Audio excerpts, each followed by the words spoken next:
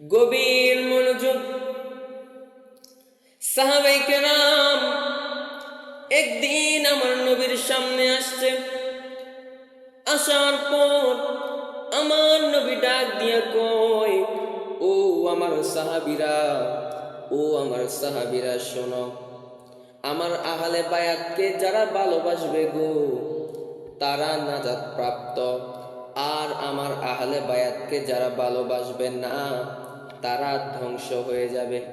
সাহাবায়ে কেরাম প্রশ্ন করলে, ইয়া রাসূলুল্লাহ, নবী গো, ও মায়ার নবীজি, আপনার আহলে বায়াত কারা গো নবী? কাদেরকে ভালোবাসার কথা আপনি বলতেছেন? আমার নবী, আপনার নবী রহমাতাল লিল আলামিন সাহাবায়ে কেরামকে ডাক দিয়া কয়, ও আমার সাহাবীরা, তোমরা কি জানতে চাওনি পাক পাঞ্জাতন আমার আহলে বায়াত কারা? সাহাবায়ে কেরাম ডাক দিয়া কয়, ইয়া রাসূলুল্লাহ, নবী গো, জি আমরা জানতে চাই আপনার আহলে বায়াত কারা। ইন দি মিন টাইমে আমার নবীর কাঁধ মুবারকের মধ্যে একটা কালো রঙের পশমি নকশি কম্বল ছিল। এই কম্বলটা এবার আমার নবী কি করলেন, কাঁধ থেকে নামিয়ে নিলেন। নামানোর পরে এই কম্বলটা একটা জায়গার মধ্যে বিছালেন। জায়গার মধ্যে বিছানোর পরে সাহাবায়ে কেরাম এবার দাঁড়ায় রইলেন। ইন দি মিন টাইমে আমার নবী ডাক দিয়া কয়, ও আমার নাতি হাসান, ও হাসান তুমি কোথায়, আমার সামনে আসো। আবার ইমাম হাসান রাদিয়াল্লাহু তাআলা আনহু আমার নবীর সামনে আসলে আমার নবী ডাক দিয়া কয়, ও আমার নাতি হাসান, তুমি ওই কম্বলের এক কোণার মধ্যে বসো, এক কোণার মধ্যে ধরো। ইন দি মিন টাইমে হাসান রাদিয়াল্লাহু তাআলা আনহুমা, ওই হাসান কে জানেননি? ওই হাসান হচ্ছে জান্নাতের কোটি কোটি যুবকদের সরদার। চিৎকার মেরে বলুন না সুবহানাল্লাহ। এ আমার বন্ধু, ও বন্ধু রে, ইমাম হাসান রাদিয়াল্লাহু তাআলা আনহু আবার এক কম্বলের একটা কোণার মধ্যে বসলেন। ইন দি মিন টাইমে আমার নবী রহমাতাল লিল আলামিন নবী ইমাম হুসাইনকে ডাক দিলেন, ও ইমাম হুসাইন, তুমিও আসো, আইসা কম্বলের একটা কোণার মধ্যে ধরো। এবার যেই মাত্র ইমাম হুসাইন আসলেন, আসার পর কম্বলের একটা কোণার মধ্যে ধরলেন।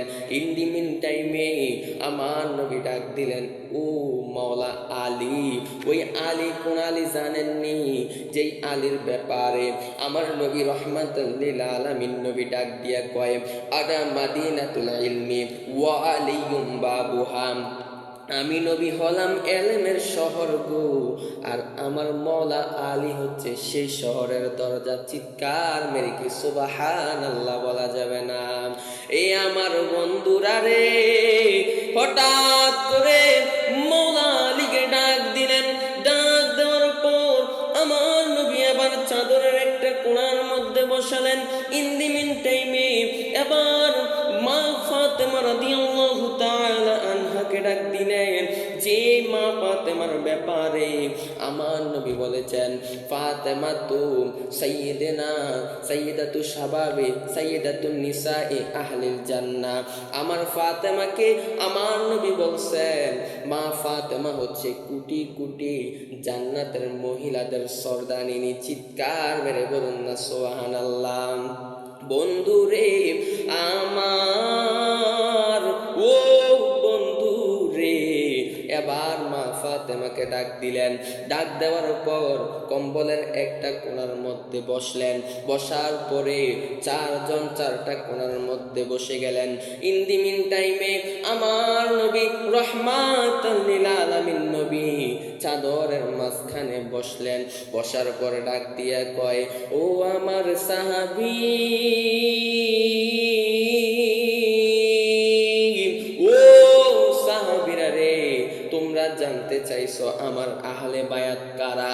এই দেখো না, চাদরের চারটা কোণার মধ্যে চারজনকে আমি বসালাম, মাঝখানে আমি রহমাতাল লিল আলামিন নবী বসলাম। এরা হচ্ছে আমার আহলে বায়াত।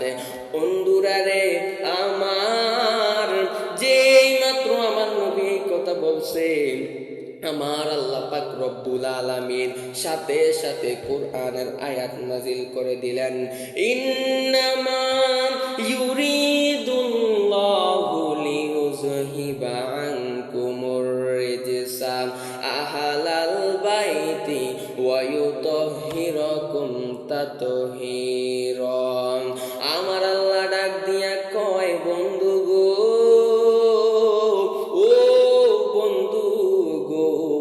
নিশ্চয় আমি আল্লাহ পাক রব্বুল আলামিন আপনার আহলে বায়াত থেকে সকল অপবিত্রতা দূর করে আমি আপনার আহলে বায়াতকে পুত পবিত্র করে দিয়েছি। চিৎকার মেরে কি সুবহানাল্লাহ বলা যাবে না?